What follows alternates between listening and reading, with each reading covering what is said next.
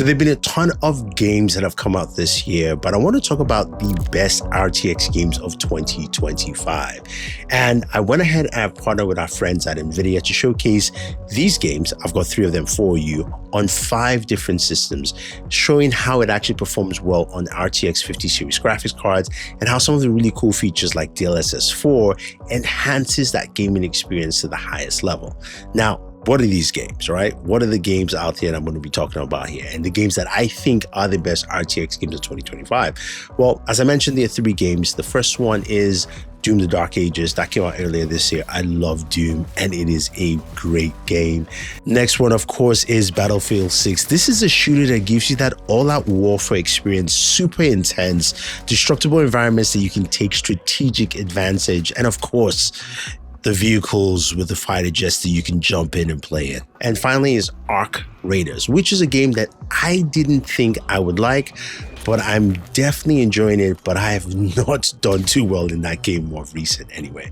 That being said, these are 3 lovely games that I think really take advantage of the RTX 50 series. Now, how am I going to play these games and showcase these games? I've got 5 different systems to show you. And the reason I'm showing you on 5 systems is I want to show you how versatile the 50 series cards are and also how versatile they are in different systems. Whether you're running these games on the 3 laptops I'm going to showcase, like the Legion 9i, or the Acer Predator 14AI, or the Asus Zephyrus G14, you're going to get some really great performance. You're going to see how DLSS 4 takes advantage of that kind of hardware, as opposed to the desktop PCs that I have. I have a 5090 build, and I also have a 5080 build. Again, versatility is the key, and it's one of the great things about this here. Now, let me give you an in-depth look at the hardware itself. So starting off with my 5090 build, that is like my max build out there. It's a PC from NZXT that's running a 7950X AMD CPU. It comes with 64 gigabytes of RAM and is running an RTX 5090. I swapped out from my RTX 4090 to 5090 here. Founders Edition, very clean card. I love the way it looks, and it doesn't take up that much space, but you get a lot of performance out of it. Now, this is paired with a 45-inch ultra-wide gaming monitor from LG, a G-Sync monitor. This system has to push everything to the max. Now, the next system is my 5080 build, which is right in front of me right here. It's a new build that I just finished recently. And this is packed, of course, with the RTX 5080. It's got an Intel processor in there. I've got up to 6 terabytes of storage, 64 gigabytes of RAM here. And this is paired with Asus's 32-inch OLED gaming monitor. This is their glossy OLED monitor. Looks absolutely gorgeous. Gaming on here looks so good. Those games take advantage of this monitor, and also just what the RTX system does with it as well. Now, the laptops are quite interesting. The Legion 9i is a 16-inch gaming laptop that's pretty much desktop replacement, if you will. Intel processor in there, RTX 5080, 64 gigabytes of RAM, 2 terabytes of storage, lovely 16-inch display, and high TDP performance here to boot. Next up is the Asus Zephyrus G14. The G14 we know quite well. AMD processor, RTX 5080, that performance you get on the road with some good battery life. And finally, the Acer Predator 14AI. This is a slick gaming laptop. It's light and portable. It comes with an RTX 5070 in here, an Intel processor, and 2 terabytes of storage. Everything you need, it's right there. This thing has some performance packed into it. So we've got an RTX 50 series cards. We've got an RTX 5090 desktop GPU, RTX 5080 desktop GPU. We've got GPUs in our laptop with 2 RTX 5080s and RTX 5070. Let's start off with the Acer Predator 14AI and take a look at our games. Doom: The Dark Ages, right? This is one of the first games that came out this year. It looks absolutely gorgeous. It's a darker theme, but there's a lot of ray tracing in this game, which really comes out with the textures and environments all around. Now, while playing with DLSS off, you can see how it performs. You get about 60 frames per second, which is fine, right? That's cool. The reason it's 60 frames per second is because I'm playing at max settings, right? On the Acer Predator 14AI, where with DLSS 4, super resolution boosts performance by restructuring images into a high resolution using AI. And then with multi-frame generation, it multiplies those frame rates by generating entirely new frames based on the traditionally rendered ones of the game. When I turn DLSS 4 on, I'm getting 265 frames per second. And you really see how smooth the games run with no lag, some really great performance, and it looks absolutely gorgeous. That is what you're getting with an RTX 5070 in here on a laptop that is thin and light, and you can see how detailed the game looks. Now, speaking of detail, Arc Raiders is a game that is absolutely gorgeous. Art design is great, but when you get into the world, you really see how beautiful it looks. Now, I've turned off DLSS 4, max settings as you expect, and I'm getting 60 frames per second. I turn on DLSS 4, select transformer, and also go up to 4x in the frame generation. And just look at the FPS, but also look at how well this game still looks and how smooth it is. The textures, the details, the environments really pop out, you know. It looks absolutely stunning.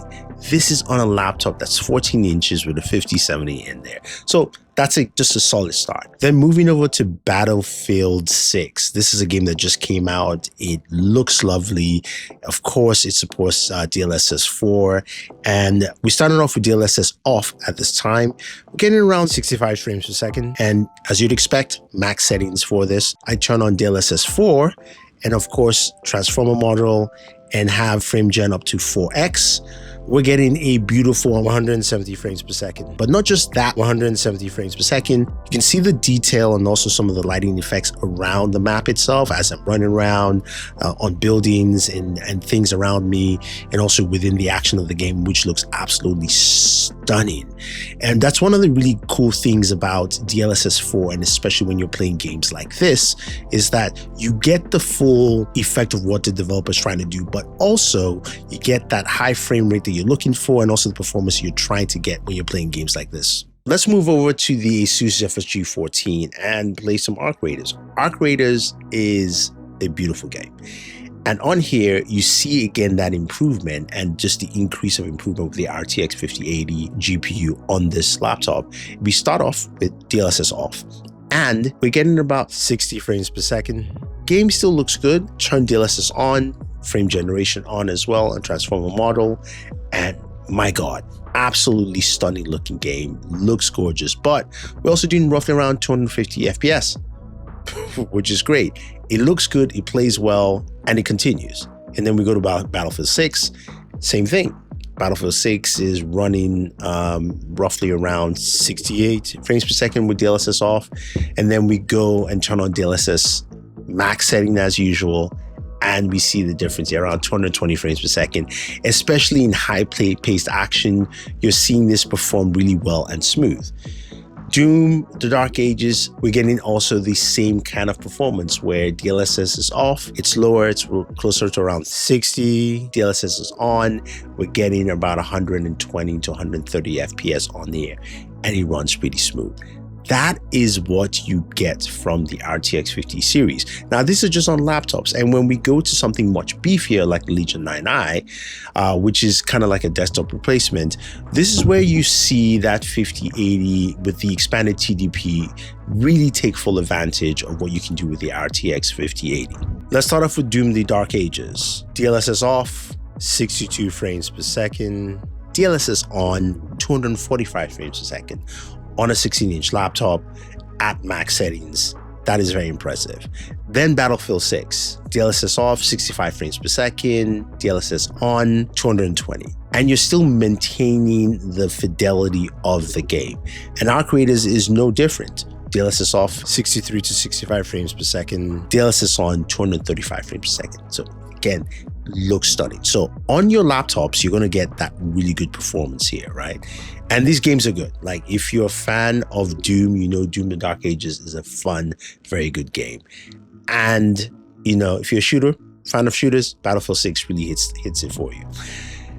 Now, speaking of games that really came out of left field for me, Arc Raiders is that game because I didn't realize that it could be such a fun game. And of course, you could get into many perils where if you're not running the right crew, you might lose all your stuff, which has happened to me a couple of times. But I usually spend time on my desktop playing games, right? I love to sit down in front of my desktop with a monitor system. My 5080 system is one that I've been really dying to try out. And with the 4K monitor, that OLED looks gorgeous. This is what you get with this system. Arc Raiders, right? Looks gorgeous on here. DLSS off, 80 FPS. Plays really well. I think anyone would be happy with that. DLSS on, frame gen on, 4X, 260 FPS, and it looks stunning. That's the thing I love about it. It just looks good and plays well. Then we move to Battlefield 6, intense firefights, DLSS off, we're looking at 110 frames per second. That is the desktop GPU at just max performance, showing what it can do. But when I turn on DLSS 4 on, I'm getting 360, 380 FPS. It is absolutely stunning. And by the way, this monitor has dual refresh rates, 165 and 330. So it's all good, right? And then of course, Doom the Dark Ages, where DLSS off is running at 63 frames per second, DLSS on, frame gen on, 4X, 270, 280 FPS. Great performance. So what I know is that at home, while I'm doing work and I want to jump back and game, I'm getting the best performance out of this thing. But I'm also playing it the way it should be, which means it looks great, it plays great, performs well, and I'm experiencing all these things from DLSS 4. I'm also experiencing ray tracing and enjoying that to its fullest abilities. Now, of course, the RTX 5090 build. This will perform well. We know that. But what I want to show you is just the performance gaps or the increases that you get from this. Now, Arc Raiders, DLSS off, 120, 125 FPS. DLSS on, 410. And it's still keeping the integrity of the game the way it should be. Love it. Looks absolutely gorgeous, plays well. Moving on to Battlefield 6, DLSS off, 120 roughly, 125 FPS. Looks good, especially in intense combat. But DLSS on, 450, 460 FPS.